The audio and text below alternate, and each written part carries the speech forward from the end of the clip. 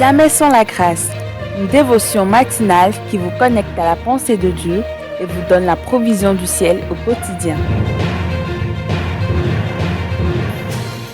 Bonjour chers amis, chers internautes, chers téléspectateurs, nouvelle journée, nouvelle provision, bienvenue dans cette dernière dévotion de cette semaine. Chers amis, chers internautes, n'hésitez pas à publier ces dévotions, à les relayer. Encore une fois, peu importe la version que vous suivez l'audio, n'hésitez pas à faire un tour rapide sur notre chaîne YouTube pour liker, pour donner aussi plus de visibilité à nos vidéos, à nos productions, afin que le moteur YouTube puisse aussi le proposer à d'autres personnes également. Père, nous te bénissons parce que tout ce que nous faisons, c'est toi qui l'accomplis en nous. Merci pour la dévotion de ce matin également. Amen. Alors, chers amis, chers internautes, hier, suite à cette dévotion, une question m'a été posée, dit, mais pasteur, comment nous savons que nous demandons à notre propre justice? Et je rappelle le passage que j'avais lu ou que nous avions lu hier, c'était Jean chapitre 16, le verset 24. Jésus-Christ qui parle. Jusqu'à présent, vous n'avez rien demandé en mon nom, mais demandez et vous recevrez afin que votre joie soit parfaite. Amen. Donc la question qui m'a été, puisque justement je disais que nous pouvons demander, au lieu de demander, parfois même nous ne demandons pas, nous confondons les choses, nous nous plaignons pensant que c'est une demande, nous nous apitoyons sur notre sort pensant que c'est une demande et on fait tellement de choses. Mais si nous arrivons à demander, la question qui a été posée hier, c'est de savoir en quel nom demandons-nous ce que nous demandons. Et on peut demander au nom de notre CV, on peut demander au nom de nos compétences, on peut demander au nom de notre propre justice, comme je le disais. Donc la question m'a été posée, mais comment savons-nous si nous demandons au nom de notre propre justice? Et il y a une idée, une pensée qui m'est venue ce matin par rapport à ça. Vous savez, lorsque vous traversez une situation et vous posez la question, ça nous est tous une fois arrivé, vous posez la question, pourquoi moi? C'est une question qui en dit long. Pourquoi moi? Et je répondrai, mais pourquoi pas toi? Qu'as-tu de plus? Moi, je me pose la question aujourd'hui, pourquoi moi, Arnaud?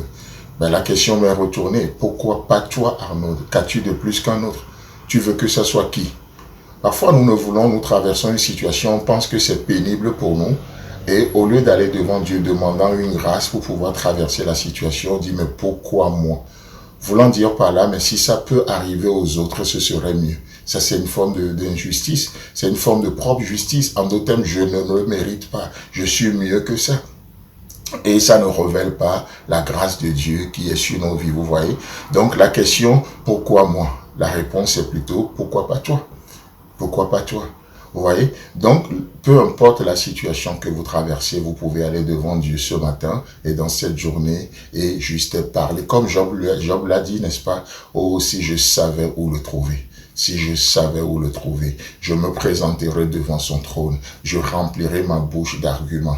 Et quand je parle ainsi, quels sont les arguments que nous allons, avec lesquels nous allons nous présenter devant lui? Les arguments, c'est simple, son propre nom.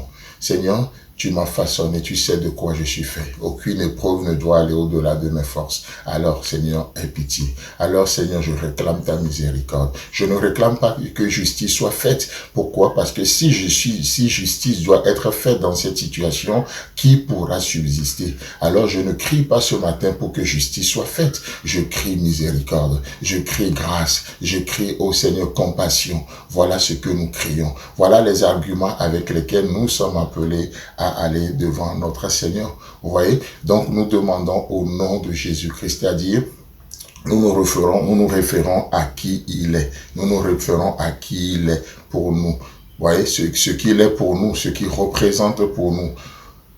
Ou l'autre question qu'on se pose aussi, c'est, mais qu'est-ce que j'ai fait au bon Dieu pour mériter cela? La réponse est, qu'est-ce que tu n'as pas fait pour mériter cela? Vous voyez? Donc c'est très simple, c'est subtil, mais toutes ces astuces que nous utilisons dans nos conversations, ça en dit long. Ça en dit long, ça montre simplement que nous ne vivons pas sur un terrain de grâce. Et ça, c'est ce que nous appelons la propre justice. Ce matin, si nous allons devant le Père, nous allons avec la justice du Fils qui nous a été imputée. alors ce n'est pas notre propre justice. Parce que notre propre justice, c'est une sale justice. La Bible dit c'est comme un vêtement souillé devant Dieu. Alors je prends ce que la croix m'a donné, l'héritage de la croix, et ça me donne l'autorisation de me présenter devant le Père ce matin, et ça me donne l'autorité de parler devant aussi le Père ce matin. Ça nous donne tout ce dont nous avons besoin, tout ce qui contribue à la vie et à la piété. Chers amis, chers internautes, voilà ce que c'est que la propre justice, et voilà ce que c'est que vivre dans l'esprit de la grâce de Dieu.